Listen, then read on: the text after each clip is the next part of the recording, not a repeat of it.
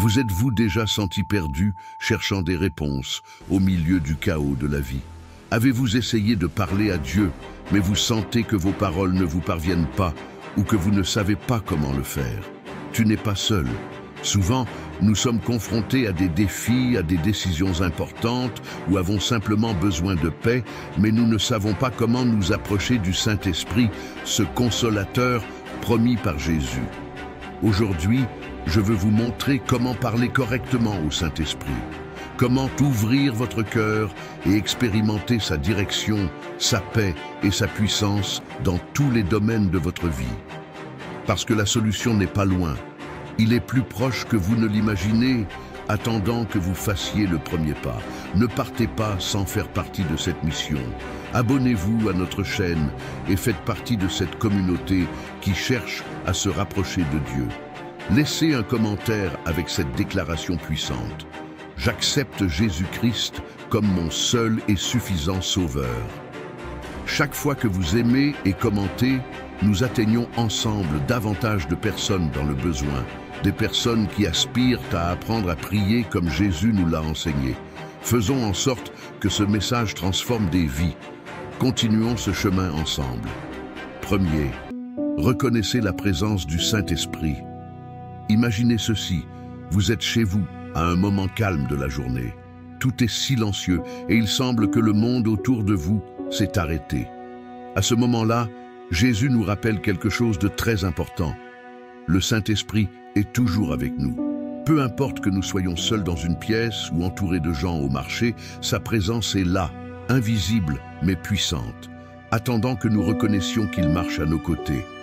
Dans Jean 14, 16, 17, Jésus promet à ses disciples « Je prierai le Père, et il vous donnera un autre assistant pour être avec vous pour toujours, l'Esprit de vérité, que le monde ne peut pas recevoir parce qu'il ne le reçoit pas. Je ne le vois ni ne le connaisse, mais vous le connaissez, parce qu'il habite avec vous et qu'il sera en vous. » Ces mots ne sont pas seulement un réconfort, ils sont une réalité qui peut transformer nos vies. Mais que signifie reconnaître sa présence? Imaginez que vous avez un ami qui est toujours avec vous, prêt à vous aider, mais vous ne le saluez jamais, vous ne lui parlez jamais, vous ne le regardez même jamais. Le Saint-Esprit est cet ami fidèle.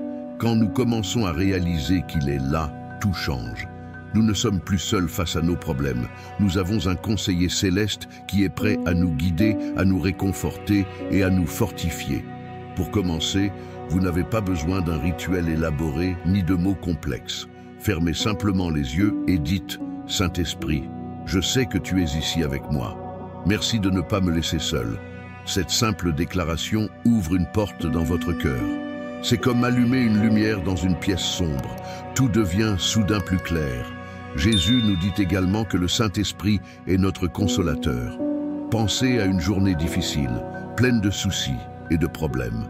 Ne serait-il pas réconfortant de savoir que quelqu'un est là pour écouter chacune de vos pensées, chacune de vos peurs? Reconnaître la présence du Saint-Esprit, c'est comme ressentir un câlin invisible au milieu d'une tempête. La prochaine fois que vous vous sentirez dépassé ou même dans des moments de joie, faites une pause et rappelez-vous, il est avec vous. Vous n'avez pas besoin de le voir physiquement pour savoir qu'il est là. Reconnaître sa présence est la première étape vers une relation plus profonde avec lui, une relation qui changera votre façon de vivre, de penser et d'aimer. 2. Assurez-vous de croire en Jésus. Pour parler avec le Saint-Esprit, Jésus nous a laissé une clé fondamentale, croire en lui.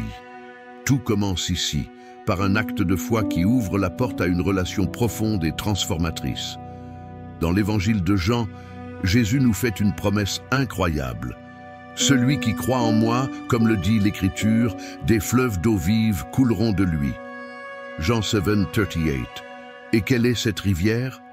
C'est le Saint-Esprit qui vient remplir nos vies de sa présence. Mais que signifie croire en Jésus? Il ne s'agit pas seulement de dire que nous croyons, mais de lui faire confiance de tout notre cœur.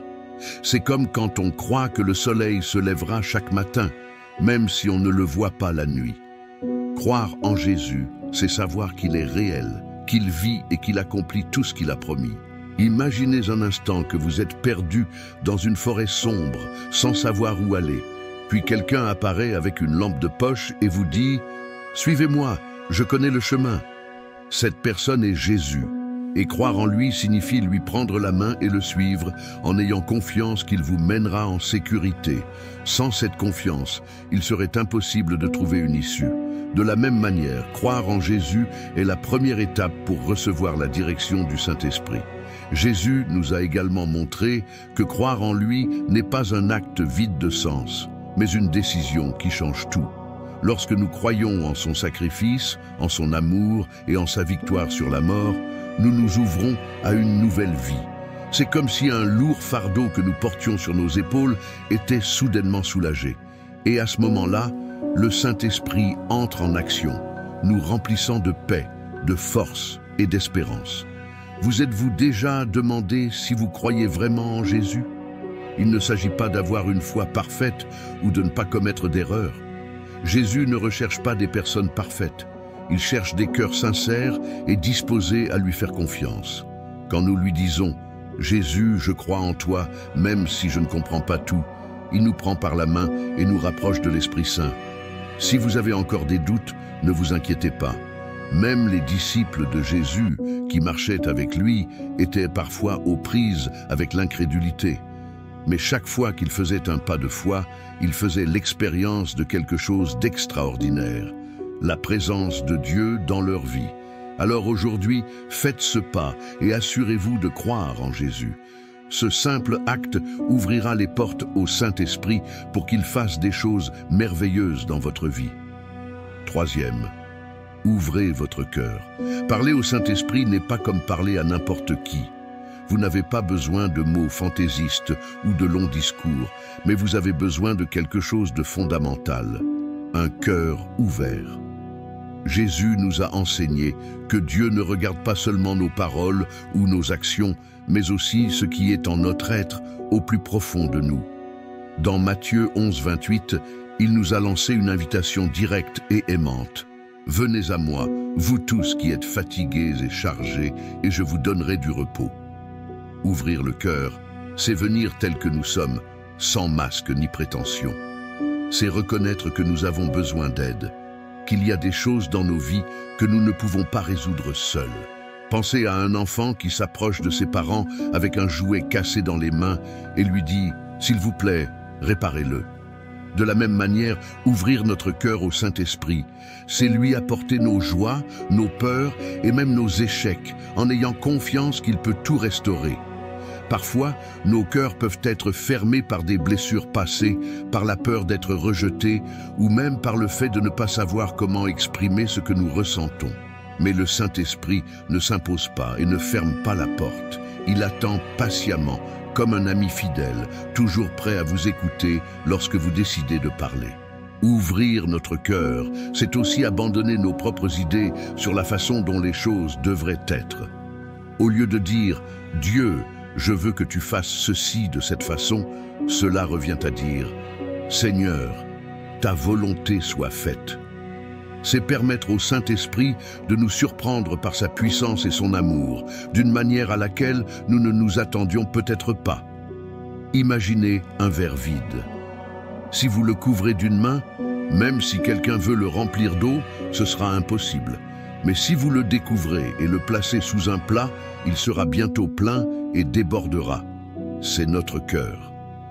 Lorsque nous l'ouvrons au Saint-Esprit, il le remplit de sa présence, d'une paix qui dépasse toute intelligence et d'une direction pour nos vies. Jésus nous a montré comment ouvrir notre cœur. Lui-même a prié honnêtement le Père dans les moments les plus difficiles, comme dans le jardin de Gethsémani, où il a dit « Mon Père, si c'est possible, que cette coupe s'éloigne de moi, mais pas comme je veux, mais comme tu veux. » Matthieu 26, 39. Même dans sa douleur, Jésus a fait confiance et s'est soumis à la volonté de Dieu. Alors aujourd'hui, si vous sentez qu'il y a quelque chose qui vous empêche de vous approcher du Saint-Esprit, faites un pas de foi. Parlez sincèrement.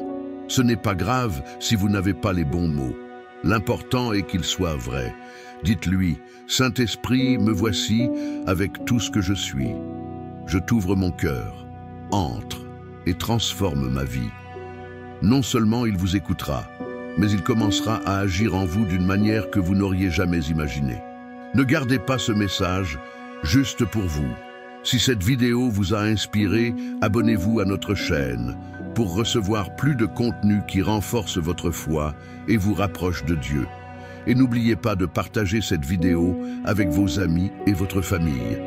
Ensemble, nous pouvons transmettre ce message d'espoir et d'amour à beaucoup plus de personnes qui en ont besoin. Faites partie de cette mission et faisons la différence. Quatrième, trouvez un moment de silence. Parler avec le Saint-Esprit est comme une conversation avec quelqu'un de spécial. Et comme dans toute bonne conversation, le silence joue un rôle important. Jésus lui-même nous en a donné un exemple clair.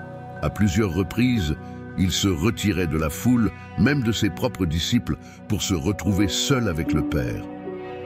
Dans Luc 5,16, nous lisons « Mais il s'en alla dans des lieux déserts et pria ». Cet acte apparemment simple contient un pouvoir profond. Imaginez Jésus lors d'une journée bien remplie, entouré de gens qui lui demandent des miracles, des enseignements et de l'attention. Pourtant, au milieu de tout cela, Jésus savait qu'il avait besoin de temps en silence, loin du bruit, pour se connecter avec Dieu. Si le Fils de Dieu lui-même a fait cela, à combien plus forte raison en avons-nous besoin? Rechercher une minute de silence ne signifie pas fuir le monde ou abandonner nos responsabilités. Il s'agit de créer un espace où nous pouvons écouter le Saint-Esprit sans interruption. C'est comme désactiver le bruit de fond pour entendre clairement une douce mélodie. Dans notre vie quotidienne, il peut être difficile de trouver ce moment, mais ce n'est pas impossible. Peut-être le matin, avant le début de l'agitation de la journée, ou le soir, lorsque la maison est calme. Lorsque nous faisons une pause et recherchons ce moment de silence, quelque chose de merveilleux se produit. Nous commençons à remarquer des choses que nous n'avions pas remarquées auparavant. Le Saint-Esprit, qui est toujours avec nous, trouve dans cet espace une occasion de nous parler. Non pas avec des paroles audibles, mais avec des impressions dans nos cœurs, avec une paix qui nous entoure ou avec une clarté qui éclaire nos décisions. Pensez à un verre plein d'eau sale. Si vous la secouez constamment, l'eau ne devient jamais claire, mais si vous la laissez reposer, les impuretés se déposent et l'eau devient claire. La même chose se produit avec notre esprit et notre cœur. Lorsque nous nous arrêtons en silence, nous permettons au Saint-Esprit de nous clarifier, de nous purifier et de nous remplir de sa vérité. Jésus nous a également enseigné que le silence n'est pas seulement l'absence de bruit extérieur, mais un état du cœur. Dans Matthieu 6,6, il dit « Mais quand vous priez, allez dans votre chambre, fermez la porte et priez votre Père qui est dans le secret. Et votre Père qui voit dans le secret vous le rendra ouvertement. » Ici, il ne parle pas seulement de fermer une porte physique, mais aussi de fermer les distractions internes, les inquiétudes, les peurs et les doutes. Lorsque vous décidez de trouver ce moment de silence, vous faites plus que simplement vous éloigner. Vous dites « Saint-Esprit, je veux t'entendre, je veux que tu parles dans ma vie. » Et il répond toujours. Parfois avec une pensée qui remplit votre cœur d'espoir. D'autres, avec un sentiment de calme qu'on ne peut expliquer. Et souvent, avec les réponses claires que vous recherchiez. Alors aujourd'hui, trouvez votre moment de silence. Ce n'est pas grave si ce n'est que quelques minutes. Dans ce bref espace, ouvrez votre cœur, restez silencieux et laissez le Saint-Esprit parler. Vous découvrirez peut-être que dans le silence, Dieu a plus à vous dire que vous ne l'imaginiez. Cinquième, commencez par l'adoration et la gratitude. Parler au Saint-Esprit n'est pas seulement une conversation informelle, c'est entrer dans la présence du Dieu vivant. Jésus nous a enseigné que la clé pour se rapprocher de Dieu commence par un cœur plein d'adoration et de gratitude. Le psaume 104 le dit magnifiquement. Entrez dans ses portes avec action de grâce, dans ses parvis avec louange. Louez-le, bénissez son nom. Imaginez un instant que vous visitez la maison d'un ami proche. Vous ne vous contentez pas d'entrer, de parler de vos problèmes ou de demander des faveurs sans même dire bonjour. D'abord, vous dites merci pour l'invitation, montrez votre appréciation, puis partagez ce qui vous tient à cœur. C'est ainsi que nous devrions approcher le Saint-Esprit, reconnaître sa grandeur et rendre grâce pour tout ce qu'il a fait dans nos vies. Commencer par l'adoration, c'est reconnaître qui est Dieu, le Créateur de l'univers, le Sauveur de nos âmes et notre fidèle conseiller. L'adoration ne consiste pas seulement à chanter des chants, mais à proclamer par nos paroles et nos pensées combien Dieu est bon. Dites-lui, Saint-Esprit, merci d'être ici avec moi. Merci de ne pas me laisser seul. Je t'adore parce que tu es fidèle, puissant et plein d'amour. D'un autre côté, la gratitude ouvre une porte particulière dans nos cœurs. Parfois, nous nous concentrons tellement sur ce qui nous manque que nous oublions ce que nous avons déjà. Mais lorsque nous prenons un moment pour être reconnaissants, quelque chose change en nous. La gratitude nous aide à nous rappeler que Dieu a déjà travaillé dans nos vies. Il peut y avoir des jours où tout va mal. Mais même dans ce cas, il y a des raisons d'être reconnaissant. Pour la vie, pour la famille, pour chaque nouvelle opportunité. Jésus a donné un exemple parfait de la façon de commencer par l'adoration et la gratitude. Avant de nourrir des milliers de personnes avec seulement quelques pains et poissons, il a levé les yeux vers le ciel et a rendu grâce. Matthieu 14, 19. Avant de ressusciter Lazare d'entre les morts, il a prié « Père, je te remercie de ce que tu m'as entendu. » Jean 11:41. Même dans les moments difficiles, Jésus a exprimé sa gratitude, montrant que cet acte non seulement honore Dieu, mais prépare le terrain pour ce qu'il va faire. Commencer par l'adoration et la gratitude transforme également notre perspective. Quand nous nous souvenons de la grandeur de Dieu et des choses merveilleuses qu'il a faites, nos problèmes semblent moindres et nos inquiétudes s'estompent. C'est comme passer d'une pièce sombre à une pièce pleine de lumière.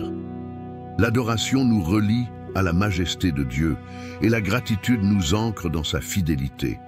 Alors, la prochaine fois que vous vous approcherez du Saint-Esprit, ne soyez pas trop prompt à demander ce dont vous avez besoin. Prenez un moment pour adorer et rendre grâce. Dites sincèrement, Saint-Esprit, merci pour votre amour et vos conseils. Je te loue parce que tu es saint et digne. Tu es mon aide à tout moment et j'ai confiance en toi. Ces mots simples honorent non seulement Dieu, mais préparent votre cœur à recevoir ce qu'il a pour vous. N'oubliez pas que l'adoration et la gratitude ne sont pas seulement le début d'une conversation avec le Saint-Esprit. Ils sont un style de vie. Lorsque nous en faisons une pratique quotidienne, nous commençons à expérimenter sa présence de manière plus profonde et plus constante. Et ainsi, étape par étape, notre relation avec lui se renforce et se développe, transformant chaque aspect de notre vie. 6. Parler avec honnêteté et transparence. Parler au Saint-Esprit ne nécessite pas de paroles parfaites ni un scénario élaboré. Ce qui compte vraiment, c'est que nous parlions honnêtement et de manière transparente. Jésus lui-même nous a enseigné que Dieu ne recherche pas des discours compliqués, mais un cœur sincère. Dans Matthieu 6:8, il dit « Car votre Père sait de quoi vous avez besoin avant que vous le lui demandiez. » Imaginez un instant que vous parlez à votre meilleur ami. Vous ne choisissez pas chaque mot avec soin et n'essayez pas de prétendre être quelque chose que vous n'êtes pas. Vous parlez simplement avec votre cœur, avec confiance et sans crainte de jugement. C'est ainsi que nous devrions nous adresser au Saint-Esprit. Il connaît déjà nos luttes, nos peurs et nos joies. Mais lorsque nous décidons d'ouvrir notre cœur et de parler honnêtement, quelque chose de puissant se produit.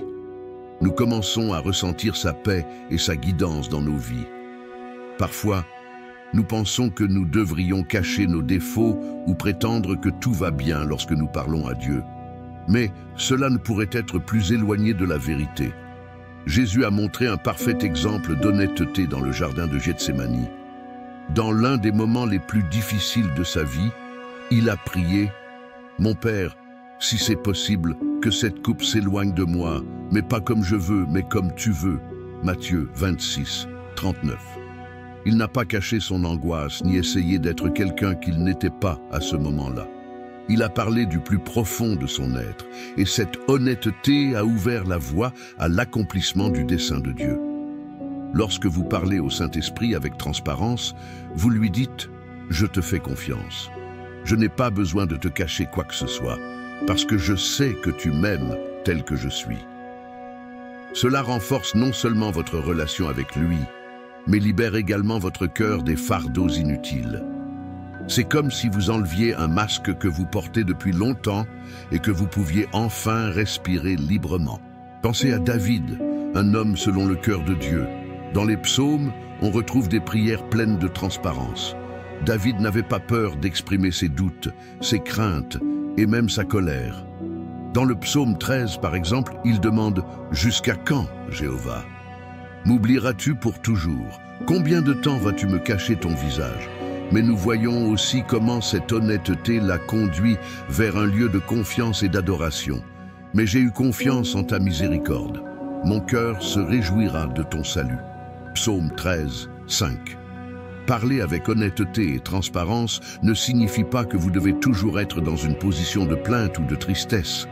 Vous pourrez également partager vos joies, vos rêves et vos victoires. Dites au Saint-Esprit ce qui vous rend heureux, ce que vous espérez pour l'avenir et ce pourquoi vous êtes reconnaissant. Il veut faire partie de tous les aspects de votre vie, pas seulement de vos moments difficiles. Si jamais vous avez l'impression de ne pas savoir quoi dire, rappelez-vous que même vos silences sont précieux pour le Saint-Esprit. Parfois, un simple « Aide-moi, Saint-Esprit » peut être la prière la plus puissante que vous ayez jamais priée. L'important n'est pas le nombre de mots, mais qu'ils soient réels, qu'ils viennent du plus profond de votre cœur. Lorsque vous commencez à parler honnêtement et de manière transparente, quelque chose de merveilleux se produit. Vous vous sentez entendu, compris et aimé inconditionnellement. Cette connexion transforme votre vie et vous amène à un lieu de paix et de sécurité en Dieu. Alors, n'ayez pas peur, parlez-lui comme vous le feriez avec votre meilleur ami, car le Saint-Esprit est là, à l'écoute attentivement et prêt à œuvrer dans votre vie. Ne gardez pas ce message juste pour vous. Si cette vidéo vous a inspiré, abonnez-vous à notre chaîne pour recevoir plus de contenu qui renforce votre foi et vous rapproche de Dieu. Et n'oubliez pas de partager cette vidéo avec vos amis et votre famille. Ensemble, nous pouvons transmettre ce message d'espoir et d'amour à beaucoup plus de personnes qui en ont besoin. Faites partie de cette mission et faisons la différence. 7. Demandez la direction du Saint-Esprit. L'un des dons les plus extraordinaires que Jésus a promis à ceux qui le suivent est le Saint-Esprit, notre guide vers toute vérité. Dans Jean 16, 13, Jésus dit « Mais quand l'Esprit de vérité viendra, il vous guidera dans toute la vérité, car il ne parlera pas de sa propre autorité, mais il dira tout ce qu'il entendra et il vous montrera les choses à venir. » Demander la direction du Saint-Esprit n'est pas seulement un acte de foi, c'est reconnaître que nous ne pouvons pas parcourir ce chemin seuls. Imaginez que vous êtes dans une ville inconnue, avec des rues qui se ressemblent toutes et sans carte pour vous aider à trouver votre destination. Soudain, quelqu'un apparaît, connaît chaque recoin des lieux et vous propose de vous guider. Que feriez-vous? Vous feriez confiance à cette personne, n'est-ce pas? C'est exactement ce que le Saint-Esprit fait dans nos vies. Il connaît le chemin, même si nous ne le voyons pas. Lorsque nous lui demandons sa direction, nous faisons un pas d'humilité. Nous disons « Saint-Esprit, je ne sais pas quoi faire dans cette situation, mais j'espère que tu le sais. » Peu importe que la décision soit grande ou petite, qu'il s'agisse de choisir un emploi, de suivre un chemin dans votre vie spirituelle ou de résoudre un problème quotidien, il est là pour vous aider. Il vous suffit de lui demander. La Bible regorge d'exemples de personnes qui ont recherché la direction de Dieu et ont expérimenté sa direction. Pensez à Moïse, qui a dû faire face à la tâche énorme de faire sortir le peuple d'Israël d'Égypte. À chaque étape du chemin, Moïse dépendait de la direction divine. Lorsqu'il fit face à la mer Rouge, il semblait qu'il n'y avait aucune issue, mais Dieu, par son esprit, lui montra ce qu'il devait faire, lever son bâton et faire confiance à la puissance de Dieu. La mer s'est ouverte et les gens ont marché sur un sol sec. Demander la direction du Saint-Esprit ne signifie pas que vous recevrez toujours une réponse immédiate ou que tout sera facile. Parfois, ces conseils se traduisent par un doux murmure dans votre cœur, un sentiment de paix lorsque vous prenez une décision ou même un rappel d'un verset biblique au bon moment. D'autres fois, c'est une direction claire qui change le cours de votre vie. Mais toujours, sans exception, sa direction est parfaite. Pour demander sa direction, vous n'avez pas besoin de prières longues ou compliquées. Cela peut être aussi simple que de dire « Saint-Esprit, guide-moi en ce jour, montre-moi ce que je dois faire et aide-moi à suivre tes voies ». L'important est que vous le fassiez avec foi et avec la volonté d'écouter et d'obéir. Parfois, ces conseils peuvent défier notre logique ou nos attentes. Peut-être avez-vous l'impression que vous devez emprunter un chemin que vous n'aviez pas envisagé ou que vous devez faire quelque chose qui vous met mal à l'aise. Mais rappelez-vous, il voit ce que vous ne pouvez pas voir.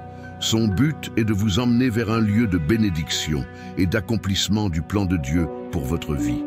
Lorsque vous suivez ces conseils, vous devez également être conscient des portes qui s'ouvrent et se ferment. Toutes les opportunités ne viennent pas de Dieu, mais le Saint-Esprit vous aidera à discerner lesquelles viennent. Cela demande de la patience et de la confiance, sachant que son timing est toujours le meilleur.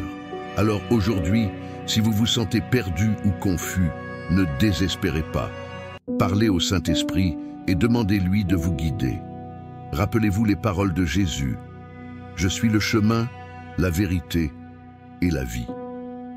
Avec son esprit comme guide, vous ne marcherez jamais seul et vous serez toujours sur le bon chemin, même dans les moments les plus sombres. 8e, lisez la parole de Dieu. Parler avec le Saint-Esprit est un dialogue, une relation vivante. Mais comment pouvons-nous entendre clairement sa voix? L'un des moyens les plus efficaces d'y parvenir est de lire la parole de Dieu, car la Bible est le principal canal par lequel il nous parle. Dans 2 Timothée 3, 16, 17, il est dit « Toute écriture est inspirée de Dieu et utile pour enseigner, pour convaincre, pour corriger, pour instruire dans la justice, afin que l'homme de Dieu soit parfait, parfaitement préparé à toutes choses. » Des choses, bon travail. Imaginez la Bible comme une lettre écrite par Dieu lui-même, un manuel qui non seulement nous montre comment vivre, mais révèle également son cœur et son caractère. Chaque fois que nous ouvrons ces pages, le Saint-Esprit prend ces paroles et les rend vivantes et pertinentes par rapport à notre situation actuelle. Lorsque vous commencez à lire la Bible avec un cœur bien disposé, quelque chose d'extraordinaire se produit. C'est comme si les mots sortaient de la page et s'adressaient directement à votre situation. Peut-être êtes-vous confronté à un problème au travail, à une décision difficile ou à un fardeau émotionnel. Et soudain, un verset ressort, apportant clarté et paix. C'est le Saint-Esprit qui utilise la parole de Dieu pour vous guider. Jésus lui-même nous a montré la puissance des Écritures. Dans Matthieu 4, lorsqu'il fut tenté dans le désert, il répondit à chaque attaque de l'ennemi par les mots « Il est écrit ». Il ne discutait pas et ne cherchait pas d'arguments compliqués. Il a simplement cité la parole de Dieu, montrant qu'elle contient la puissance nécessaire pour surmonter n'importe quel défi. Si Jésus, le Fils de Dieu, a utilisé les Écritures comme son arme principale, à combien plus forte raison avons-nous besoin de les lire et de les appliquer? La lecture de la parole de Dieu n'est pas seulement une discipline spirituelle, c'est une invitation à connaître Dieu d'une manière plus profonde. Lorsque vous vous sentez perdu ou sans direction, ouvrez votre Bible et priez. Saint-Esprit, parle-moi à travers ces paroles. Il est fidèle à le faire. Vous n'avez pas besoin de lire des chapitres entiers d'un seul coup. Parfois, un seul verset peut suffire à égayer votre journée. De plus, la Bible n'est pas un livre que l'on lit une seule fois et c'est tout. C'est un trésor infini, où chaque fois que vous revenez dans un passage, vous découvrez quelque chose de nouveau. Par exemple, le psaume 23, que beaucoup connaissent depuis l'enfance, peut apporter du réconfort à différents moments de la vie. Aujourd'hui, cela peut vous rappeler que Dieu est votre berger et qu'il pourvoit à tout ce dont vous avez besoin. Demain, Il pourra vous montrer qu'il marche avec vous-même dans les vallées les plus sombres. Lorsque vous lisez la parole de Dieu, ne vous précipitez pas. Prenez le temps de méditer sur ce qu'il dit. Demandez-vous, que me dit le Saint-Esprit à travers ce passage? Comment puis-je appliquer cela dans ma vie aujourd'hui? C'est dans ces moments de réflexion que sa voix devient plus claire. N'oubliez pas que la parole de Dieu n'est pas seulement destinée à l'apprentissage, c'est vivre. Lorsque nous l'appliquons, nos décisions s'alignent sur sa volonté et nos vies commencent à refléter son dessein. C'est comme une lampe sur un chemin sombre qui nous guide pas à pas. Alors, si vous voulez écouter le Saint-Esprit aujourd'hui, ouvrez votre Bible. Dans ces pages, vous trouverez non seulement des réponses, mais aussi la force, la paix et la sagesse dont vous avez besoin à chaque instant de votre vie. Permettez au Saint-Esprit de prendre ces paroles et de les écrire dans votre cœur.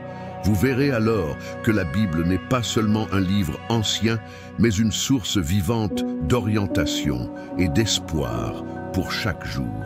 9. Soyez patient et écoutez. Parler au Saint-Esprit ne consiste pas seulement à dire ce dont nous avons besoin ou à demander ce que nous voulons. Cela implique aussi quelque chose d'essentiel, avoir de la patience et écouter sa voix. Jésus nous a rappelé que le Saint-Esprit est notre maître, celui qui nous guide vers toute la vérité. Mais pour entendre sa direction, nous devons apprendre à l'attendre. Dans Jean 10, 27, Jésus dit « Mes brebis entendent ma voix, et je les connais, et elles me suivent. » Imaginez un berger avec ses moutons dans les champs. Les moutons ne courent pas dans toutes les directions et n'agissent pas par impulsion. Ils attendent d'entendre la voix du berger avant de bouger.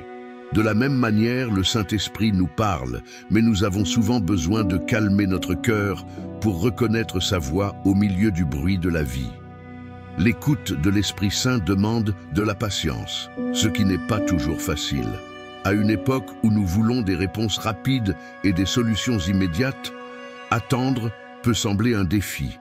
Mais c'est pendant cette période d'attente que Dieu agit en profondeur, façonnant notre caractère et aiguisant notre sensibilité à sa direction. La Bible nous montre de nombreux exemples de personnes qui ont dû attendre d'entendre Dieu. Pensez au prophète Élie qui, après une grande démonstration de puissance sur le mont Carmel, s'est réfugié dans une grotte, fatigué et découragé. Dieu lui a parlé, mais il ne l'a pas fait par un grand vent, un tremblement de terre ou un incendie. Sa voix était un petit murmure. 1er Roi 19, 12. Ce murmure nous rappelle que le Saint-Esprit ne parle pas toujours de façon dramatique, mais que sa voix calme a un impact éternel. Lorsque vous parlez au Saint-Esprit, il est important de vous rappeler que sa réponse peut ne pas venir immédiatement. Mais cela ne veut pas dire qu'il n'écoute pas. Parfois, son silence est une invitation à lui faire davantage confiance, à approfondir votre foi et à vous rapprocher de sa parole. À d'autres moments, la réponse peut venir de manière inattendue, à travers un verset biblique, une conversation avec quelqu'un ou une impression dans votre cœur. Pour apprendre à écouter, commencez par créer un espace dans votre journée où vous pourrez être calme. Éteignez les distractions, mettez de côté vos soucis et dites « Saint-Esprit, me voici. Parle-moi. J'écoute. » Vous n'entendrez peut-être pas de voix audible, mais vous ressentirez sa direction dans votre cœur, une paix que vous ne pouvez pas expliquer ou une direction claire sur ce qu'il faut faire. La patience nous apprend également à faire confiance au timing parfait de Dieu. Nous souhaitons souvent que les choses se produisent immédiatement, mais le Saint-Esprit œuvre dans une perspective éternelle. Il sait ce dont nous avons besoin et quand nous en avons besoin. Peut-être qu'aujourd'hui, vous ne voyez pas le chemin complet, mais il vous donnera suffisamment de lumière pour passer à l'étape suivante. Apprendre à entendre sa voix demande aussi de la pratique. Comme dans toute relation, plus vous passerez de temps à lui parler et à attendre sa réponse, plus il vous sera facile de reconnaître sa direction. C'est comme apprendre à distinguer la voix d'un être cher au milieu d'une foule. Avec le temps, cela devient indubitable. Alors, si vous sentez que vous n'écoutez pas le Saint-Esprit, ne désespérez pas. Il parle toujours. Il vous suffit de calmer votre cœur et d'attendre patiemment. Souvenez-vous des paroles d'Isaïe 40:31. Mais ceux qui s'attendent à l'Éternel renouvelleront leurs forces. Ils lèveront des ailes comme des aigles. Ils courront et ne se fatigueront pas. Ils marcheront et ne se lasseront pas. C'est la promesse faite à ceux qui font confiance et attendent sa voix. Écoutez avec foi, attendez avec patience, et vous verrez comment le Saint-Esprit vous guide, vous fortifie et révèle son plan parfait pour votre vie. Ne gardez pas ce message juste pour vous.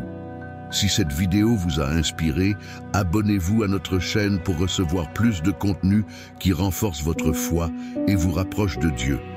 Et n'oubliez pas de partager cette vidéo avec vos amis et votre famille. Ensemble, nous pouvons transmettre ce message d'espoir et d'amour à beaucoup plus de personnes qui en ont besoin. Faites partie de cette mission et faisons la différence. 10e, priez avec foi. Parler au Saint-Esprit requiert quelque chose d'essentiel, la foi. La foi est le pont qui relie nos paroles au cœur de Dieu, et c'est la certitude qu'il entend chaque prière que nous faisons. Jésus a enseigné l'importance de prier avec foi dans Marc 11:24, où il dit « C'est pourquoi je vous le dis, tout ce que vous demandez dans la prière, croyez que vous le recevez, et cela vous parviendra. » Imaginez un instant un petit enfant s'approchant de son père avec confiance, sachant que ce qu'il demande recevra une réponse. Il ne doute pas, il ne remet pas en question, il fait simplement confiance. C'est l'attitude que Jésus nous appelle à avoir lorsque nous nous approchons de Dieu dans la prière. La foi n'est pas un sentiment, c'est une décision de croire aux promesses de Dieu, même si nous ne voyons pas de résultats immédiats. Prier avec foi, c'est prier en croyant que Dieu peut faire l'impossible. Pensez aux héros de la Bible qui ont fait preuve de cette confiance. L'un des exemples les plus frappants est celui d'Élie sur le mont Carmel, 1er Roi 18. Après avoir défié les prophètes de Baal, Élie a prié avec foi pour que le feu descende du ciel, et Dieu a répondu puissamment. Ce n'était pas le nombre de mots qu'il prononçait, mais la confiance inébranlable qu'il avait dans la puissance de Dieu. Lorsque nous prions avec foi, nous reconnaissons non seulement que Dieu est capable de répondre, mais nous faisons également confiance à sa sagesse et à son timing parfait. Parfois, nous prions et attendons une réponse immédiate, mais Dieu agit d'une manière que nous ne comprenons pas toujours. Il s'agit peut-être de préparer quelque chose de mieux pour nous ou d'utiliser ce temps d'attente pour nous renforcer et nous façonner. Un aspect clé de la prière avec foi est de ne pas laisser les doutes affaiblir notre confiance. Jacques 1,6 nous dit « Mais demandez avec foi, sans douter de rien. Car celui qui doute est comme la vague de la mer, qui est emportée par le vent et ballottée d'un endroit à un autre. Cela ne veut pas dire que nous n'éprouverons jamais de doute, mais que nous devons les remettre à Dieu et lui demander de fortifier notre foi. » La prière de la foi nous invite aussi à prier avec audace. Parfois, nous pouvons être tentés de demander peu, pensant que nos demandes sont insignifiantes ou impossibles. Mais Jésus nous encourage à demander avec confiance, nous rappelant que Dieu est un Père aimant qui veut le meilleur pour nous. Dans Matthieu 7, 7-8, il dit « Demandez et l'on vous donnera, cherchez et vous trouverez, frappez et on vous ouvrira. » Ces paroles sont une invitation à prier avec attente, sachant que le Saint-Esprit écoute. Pour prier avec foi, il est important de se souvenir des promesses de Dieu. La Bible en regorge, depuis sa provision jusqu'à sa protection. Lorsque nous basons nos prières sur ces promesses, notre foi est renforcée. Par exemple, si vous vous sentez anxieux, vous pouvez prier avec foi en vous souvenant de Philippiens 4,6-7. Ne vous inquiétez de rien, mais en toute chose, par la prière et la supplication avec action de grâce, faites connaître vos demandes à Dieu. Enfin, prier avec foi ne signifie pas que nous obtiendrons toujours exactement ce que nous demandons. Parfois, la réponse de Dieu sera différente de nos attentes, mais elle sera toujours pour notre bien. C'est comme un parent qui sait ce dont son enfant a réellement besoin, même si celui-ci ne le comprend pas sur le moment. La foi nous permet de croire que Dieu a un meilleur plan, même si nous ne pouvons pas le voir. Alors, la prochaine fois que vous prierez, faites-le avec foi. Croyez que le Saint-Esprit écoute chaque parole, que Dieu travaille dans votre vie et que ses plans sont toujours bons. Priez en sachant qu'il est puissant pour faire bien plus que ce que nous demandons ou imaginons et permettez à cette foi de transformer votre relation avec lui et avec les gens qui vous entourent. 11e, confessez vos péchés. Parler au Saint-Esprit est une expérience transformatrice, mais pour profiter pleinement de sa présence, nous devons faire quelque chose de fondamental, confesser nos péchés. Jésus a enseigné que le Saint-Esprit nous convainc de péché, de justice et de jugement. Jean 16:8. Il ne s'agit pas de nous condamner, mais de nous guider vers la liberté et la réconciliation avec Dieu. Imaginez que vous portez un lourd sac à dos rempli de pierres. Chaque pierre représente une erreur, un péché, quelque chose que vous avez fait et dont vous savez qu'il était mal. Tant que vous ne confesserez pas ces péchés, vous continuerez à porter ce poids et il vous sera difficile d'avancer. Mais lorsque vous décidez d'ouvrir votre cœur au Saint-Esprit et de vous confesser, c'est comme si quelqu'un vous enlevait ce sac à dos de vos épaules. Vous ressentez un soulagement immédiat, une paix que seul Dieu peut vous donner. La Bible regorge d'exemples de personnes qui ont confessé leurs péchés et ont connu la restauration de Dieu. Pensez au roi David. Dans le psaume 51, après avoir commis un grave péché, David a crié à Dieu avec ces mots « Crée en moi un cœur pur, ô Dieu, et renouvelle en moi un esprit droit ». David n'a pas essayé de cacher son péché ou de le justifier. Il l'a avoué sincèrement et Dieu lui a pardonné. Confesser vos péchés ne signifie pas seulement admettre que vous aviez tort, c'est reconnaître votre besoin de la grâce de Dieu. C'est comme nettoyer une plaie. Cela peut faire mal au début, mais il faut guérir. Et la bonne nouvelle est que lorsque nous nous confessons, Dieu est fidèle et juste pour nous pardonner et nous purifier de toute injustice. 1 Jean 1, 9. Peu importe la taille de votre erreur, son amour et sa grâce sont plus grands. Il peut parfois être difficile de faire face à nos péchés. Nous pouvons avoir honte ou avoir peur d'être rejetés. Mais le Saint-Esprit ne vient pas pour vous juger ou vous condamner. Il vient vous restaurer. Lorsque vous vous confessez, vous n'êtes pas seul. Il est avec vous, vous guide, vous donne de la force et vous rappelle que vous êtes aimé. Il est important d'être honnête dans vos aveux. Parlez au Saint-Esprit comme vous le feriez avec un ami proche. Dites-lui, « Saint-Esprit, je sais que j'ai échoué en cela. Aide-moi à changer. Pardonne-moi et guide-moi sur le bon chemin. » Vous n'avez pas besoin de mots fantaisistes.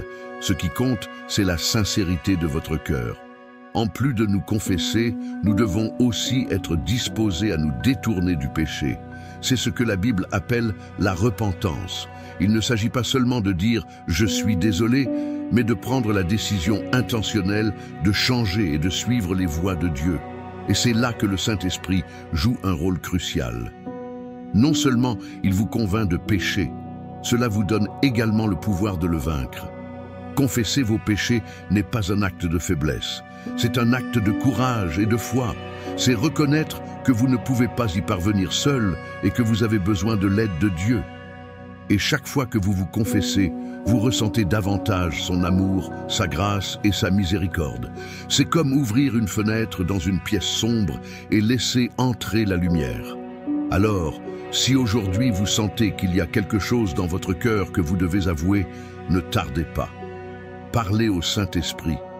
Il attend de vous écouter, de vous pardonner et de vous guider vers une nouvelle vie, pleine de liberté et de but. Souvenez-vous des paroles de Proverbe 28, 13. Celui qui cache ses péchés ne prospère pas, mais celui qui les avoue et les abandonne obtiendra miséricorde. Aujourd'hui est le jour où il faut abandonner ce fardeau et marcher à la lumière de sa grâce. 12e, permettez-lui de transformer votre vie. Parler au Saint-Esprit n'est pas seulement un exercice spirituel, mais une porte ouverte vers la transformation complète de votre vie. Lorsque vous lui permettez d'entrer dans tous les domaines de votre être, sa puissance commence à vous façonner, à renouveler votre esprit et à transformer votre cœur. Il ne s'agit pas d'une transformation superficielle, C'est un changement profond qui vous rend davantage semblable à Jésus.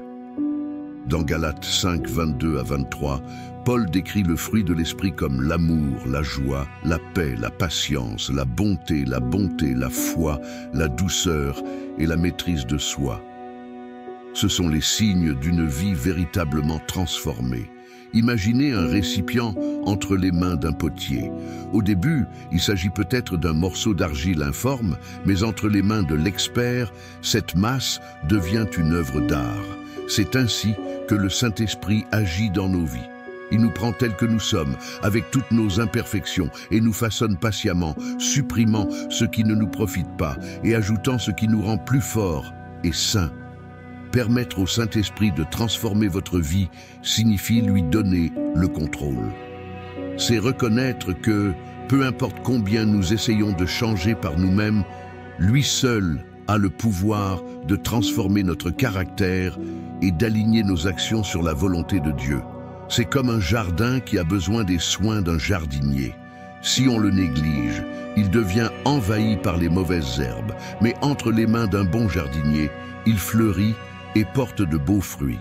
La Bible regorge d'histoires de transformation par la puissance de Dieu. L'un des exemples les plus clairs est celui de Pedro.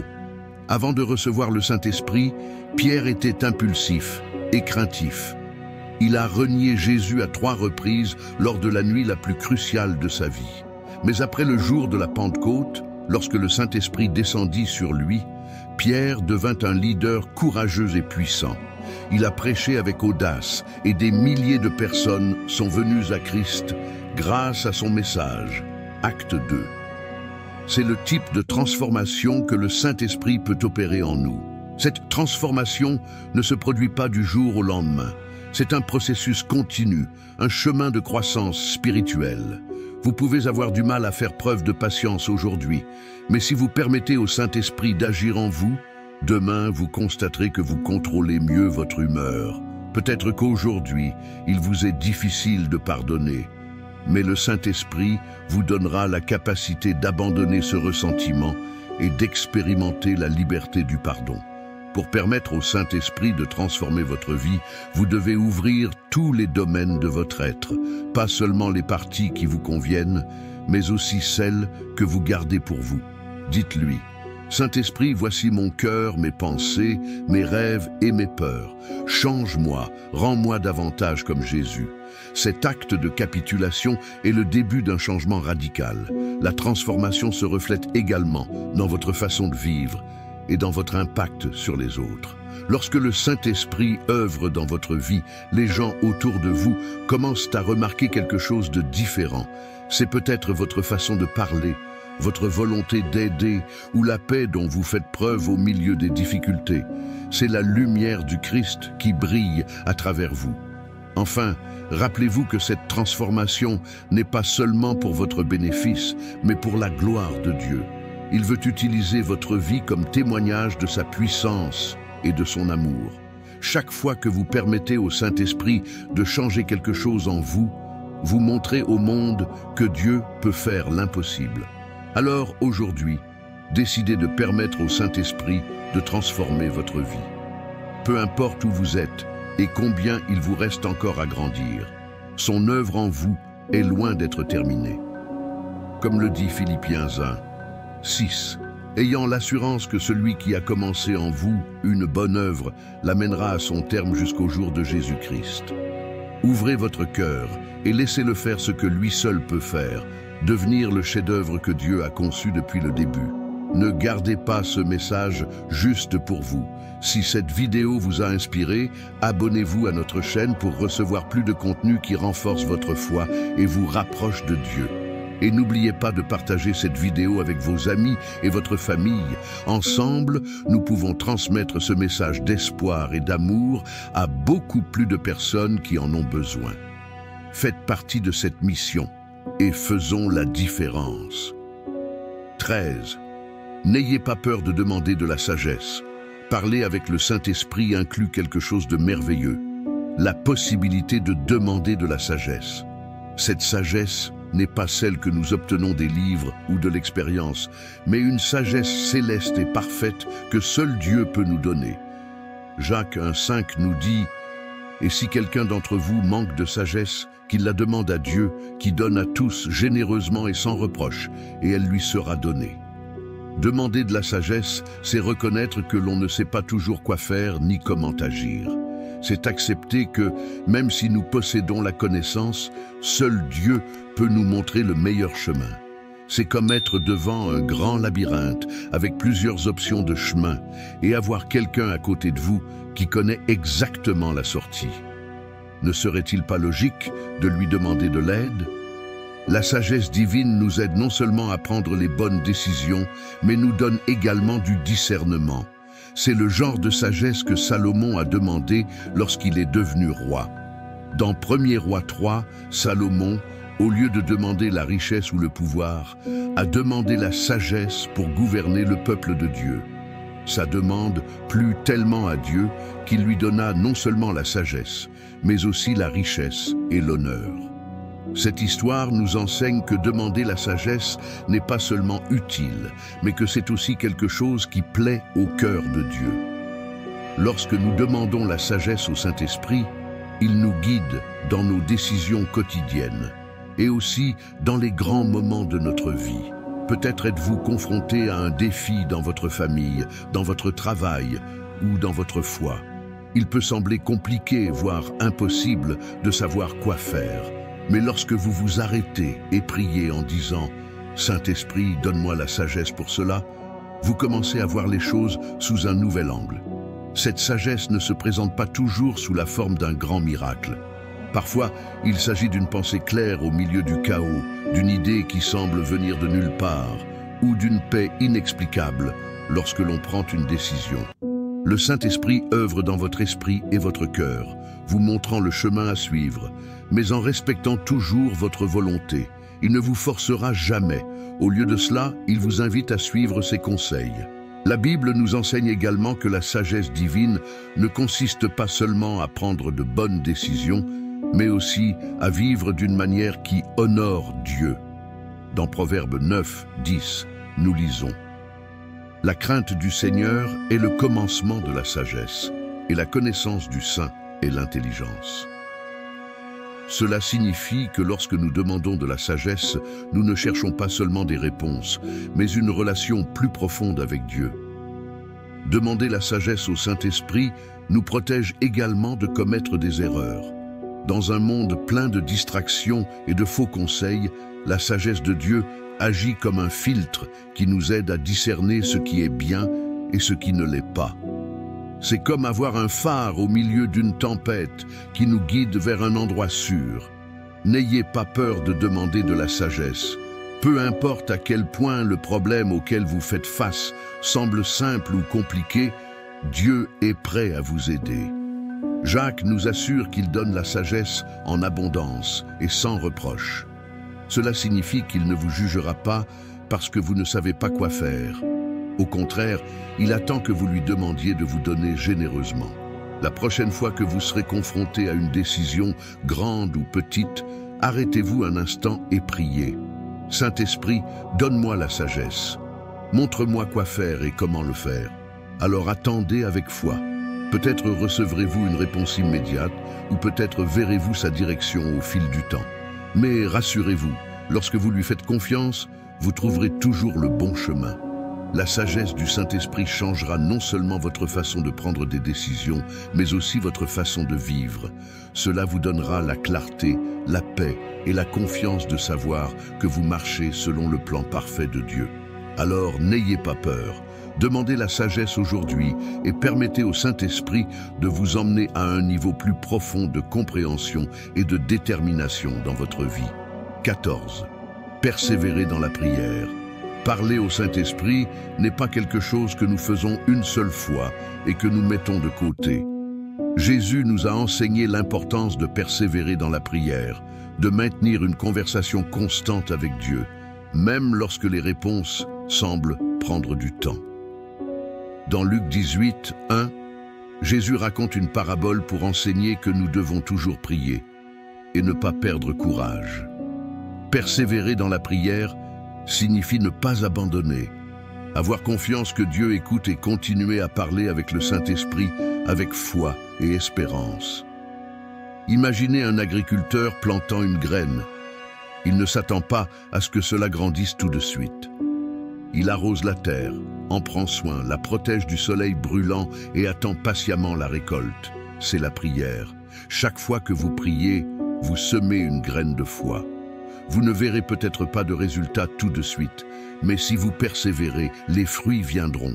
Jésus a illustré cette vérité avec la parabole de la veuve persistante et du juge injuste. Luc 18, 1 à 8. Dans cette histoire, une veuve se rend à plusieurs reprises devant un juge pour demander justice, alors que celui-ci n'avait aucun intérêt à l'aider. Cependant, devant son insistance, le juge finit par céder et lui accorde ce qu'il demande. Jésus a expliqué que si un juge injuste agit ainsi à cause de sa persévérance, combien plus notre Père Céleste répondra-t-il à nos prières si nous persévérons dans la foi? La persévérance dans la prière ne signifie pas répéter mécaniquement des mots. Il s'agit de maintenir une relation vivante avec le Saint-Esprit, de revenir à lui encore et encore, non pas parce que Dieu en a besoin, mais parce que nous devons nous rappeler sa fidélité et dépendre de sa direction. Parfois, la persévérance est difficile parce que nous ne voyons pas les réponses que nous attendons. Dans de tels moments, nous pouvons être tentés de penser que Dieu n'écoute pas ou que nos prières n'ont pas d'importance. Mais la Bible regorge d'exemples de personnes qui ont attendu avec foi. Abraham a prié pendant des années avant que Dieu n'accomplisse sa promesse de lui donner un fils. Anna a constamment réclamé un fils avant la naissance de Samuel. Chacun d'eux démontre que Dieu écoute et répond dans son timing parfait. La persévérance dans la prière nous transforme aussi. Tandis que nous continuons à prier, le Saint-Esprit œuvre dans nos cœurs, ajustant nos priorités et façonnant notre foi. Nous pouvons commencer par demander quelque chose de spécifique, mais ce faisant, Dieu nous montre sa perspective et nous guide pour prier selon sa volonté. C'est une transformation qui ne se produit que lorsque nous restons dans la prière. L'un des moyens de persévérer est de fixer un moment quotidien pour parler avec le Saint-Esprit. Cela peut être le matin, lorsque vous commencez votre journée, ou le soir, lorsque vous réfléchissez à ce qui s'est passé. L'important est d'en faire une habitude. Vous pouvez également noter vos prières pour vous rappeler comment Dieu a répondu au fil du temps. Cela renforce votre foi et vous encourage à continuer de prier. Jésus nous a laissé une promesse incroyable dans Matthieu 7, 7 à 8. Demandez et l'on vous donnera, cherchez et vous trouverez, frappez et on vous ouvrira. Parce que quiconque demande reçoit, et celui qui cherche trouve, et à celui qui frappe, on ouvrira. Ces paroles nous assurent que notre persévérance n'est pas vaine. Dieu répond toujours, même si sa réponse n'est pas immédiate ou n'est pas celle à laquelle nous nous attendons. Parfois il dit oui, d'autres fois non, et parfois attends. Mais sa réponse est toujours pour notre bien. Donc, si vous avez l'impression de prier pour quelque chose et que vous ne voyez pas de résultat, n'abandonnez pas. Parlez au Saint-Esprit, exprimez votre frustration si nécessaire, mais continuez à faire confiance. Chaque prière est un pas de plus vers ce que Dieu a préparé pour vous. Persévérez, car il tient toujours ses promesses. Et quand la réponse arrivera, vous réaliserez que cela valait la peine d'attendre. 15. Faites confiance à sa puissance. Parler avec le Saint-Esprit nous amène à un point clé, avoir confiance en sa puissance. Jésus nous a promis que nous recevrions de la puissance lorsque le Saint-Esprit viendrait sur nous. Dans Actes 1:8, il dit « Mais vous recevrez une puissance lorsque le Saint-Esprit sera descendu sur vous. Et vous serez mes témoins à Jérusalem, dans toute la Judée, en Samarie et jusqu'aux extrémités de la terre. » Ce pouvoir n'est pas seulement destiné aux grands miracles ou aux actes surnaturels. C'est un pouvoir qui transforme notre quotidien, nous donne du courage, nous guide et nous soutient à chaque instant. Imaginez un vent fort déplaçant un voilier. Sans ce vent, le navire ne peut pas avancer. De la même manière, la puissance du Saint-Esprit est ce qui nous pousse à vivre la vie que Dieu a conçue pour nous. Ce pouvoir n'est pas quelque chose de lointain ou réservé à quelques-uns. Il est accessible à toute personne qui ouvre son cœur au Saint-Esprit. L'un des exemples les plus frappants de cette puissance en action est le jour de la Pentecôte. Les disciples étaient rassemblés au même endroit, priant et attendant la promesse de Jésus. Soudain, il vint du ciel un bruit semblable à celui d'un vent puissant, et des langues de feu se posèrent sur chacun d'eux. Acte 2, 1-4. À ce moment-là, ces hommes et ces femmes ordinaires furent remplis du Saint-Esprit et transformés en témoins courageux et puissants. Pierre, qui avait auparavant renié Jésus par peur, s'est levé et a prêché avec une telle autorité que 3000 personnes ont été sauvées ce jour-là. C'est la puissance du Saint-Esprit. Faire confiance à sa puissance signifie reconnaître que nous ne pouvons pas tout faire par nous-mêmes. Nous sommes souvent confrontés à des défis qui semblent impossibles, problèmes familiaux, décisions difficiles, luttes internes. Dans ces moments-là, le Saint-Esprit nous rappelle que nous ne sommes pas seuls. Il nous fortifie, nous donne la sagesse et nous équipe pour faire face à n'importe quelle situation. Comme l'apôtre Paul l'a dit dans Philippiens 4,13, « Je peux tout faire par Christ qui me fortifie ». Ce pouvoir nous donne également le courage d'accomplir le dessein de Dieu dans notre vie. Vous pouvez ressentir de la peur ou de l'insécurité lorsque vous partagez votre foi, faites face à un défi ou faites un pas de foi vers l'inconnu.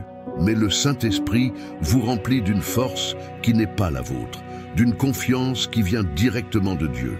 C'est la même puissance qui a permis à Étienne de tenir bon pendant qu'il prêchait, même au milieu de la persécution. Acte 7. Faire confiance à la puissance du Saint-Esprit, c'est aussi cesser de dépendre de nos propres forces. Bien souvent, nous essayons de résoudre les problèmes par nous-mêmes, de contrôler chaque détail. Mais lorsque nous confions nos fardeaux au Saint-Esprit, il prend le contrôle et nous montre que sa puissance est bien plus grande que tout ce que nous pouvons imaginer. Comme le dit Zacharie 4, 6. « Non par la puissance, ni par la puissance, mais par mon esprit, dit l'Éternel des armées. » De plus, ce pouvoir n'est pas réservé à nous. C'est pour que nous ayons un impact sur ceux qui nous entourent. Lorsque nous permettons au Saint-Esprit d'agir à travers nous, nous devenons des instruments de son amour, de sa grâce et de sa vérité. C'est peut-être en réconfortant un ami, en priant pour quelqu'un dans le besoin ou en faisant preuve de patience et de gentillesse dans des situations difficiles. Chaque action est une occasion de démontrer la puissance transformatrice du Saint-Esprit. Enfin, avoir confiance en sa puissance, c'est vivre dans une attente constante. Nous ne savons pas comment ni quand Dieu agira, mais nous savons que sa puissance est toujours présente. C'est comme une rivière qui coule continuellement, prête à remplir tous les domaines de notre vie si nous le laissons faire. Alors aujourd'hui, faites confiance à la puissance du Saint-Esprit. Peu importe ce à quoi vous faites face, rappelez-vous qu'il est avec vous, vous fortifiant, vous guidant et vous permettant de vivre une vie victorieuse. Comme Jésus l'a dit, cette puissance ne consiste pas seulement à surmonter vos difficultés. C'est à vous d'être témoin de son amour et de sa gloire dans ce monde. Embrassez ce pouvoir et permettez-lui de transformer tous les aspects de votre vie. Conclusion, parler correctement au Saint-Esprit n'est pas un mystère inaccessible, mais plutôt une invitation à une relation vivante et transformatrice. Peut-être que jusqu'à aujourd'hui, vous vous êtes senti distant, ne sachant pas quoi dire ni comment vous connecter avec lui. Mais la bonne nouvelle est que vous n'avez pas besoin d'être parfait ou d'avoir toutes les réponses. Vous avez juste besoin d'un cœur sincère et volontaire. Le Saint-Esprit est là, attendant que vous lui parliez, prêt à vous guider, à vous réconforter et à vous remplir de sa paix. Vous savez maintenant comment franchir cette étape, comment ouvrir votre cœur et expérimenter sa présence. La solution est entre vos mains. Démarrez dès aujourd'hui cette conversation qui changera votre vie. Ne gardez pas ce message juste pour vous. Si cette vidéo vous a inspiré, abonnez-vous à notre chaîne pour recevoir plus de contenu qui renforce votre foi et vous rapproche de Dieu. Et n'oubliez pas de partager cette vidéo avec vos amis et votre famille. Ensemble, nous pouvons transmettre ce message d'espoir et d'amour à beaucoup plus de personnes qui en ont besoin. Faites partie de cette mission et faisons la différence.